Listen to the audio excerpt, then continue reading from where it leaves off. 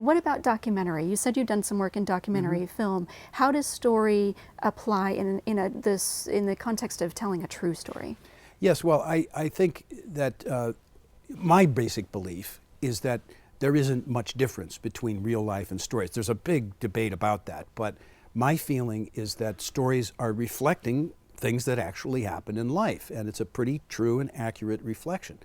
And what I found with stories, and documentaries in particular, is that if you don't impose these things or suggest them to the audience does it anyway. The audience tries to make a story out of it. If you just present them with some facts or some images, they'll take that and spin it into their own form. It's how they know how to digest something.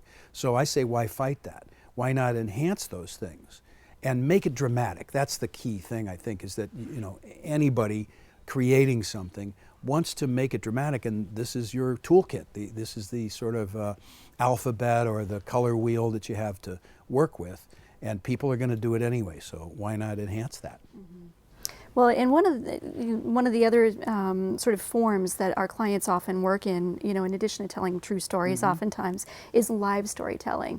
So you've worked in film, but a lot of times our clients are standing up delivering a live presentation to an audience. So how does live story differ, or how is it similar to what you might see in a film?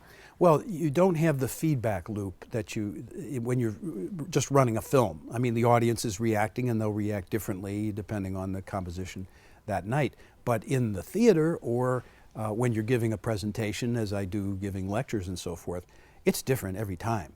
And you can look at the people and you can see if they're getting it or not, and I have to come up more, I have to give them more, or they're responding to some emotional part of it, or I just hit a nerve there. So you can adapt to that. And it's a wonderful thing when you're doing it right with this sort of egoless mentor energy. You can sort of pick up the reins of the whole audience and steer them, and they're not manipulated by that. I don't think. I don't think people resent that. They enjoy being part of this team, like a team of horses pulling the Ben-Hur chariot or something. And you can steer them this way and that. And on a good night, it's fantastic when you feel that power. But again, without the ego, it's really cool.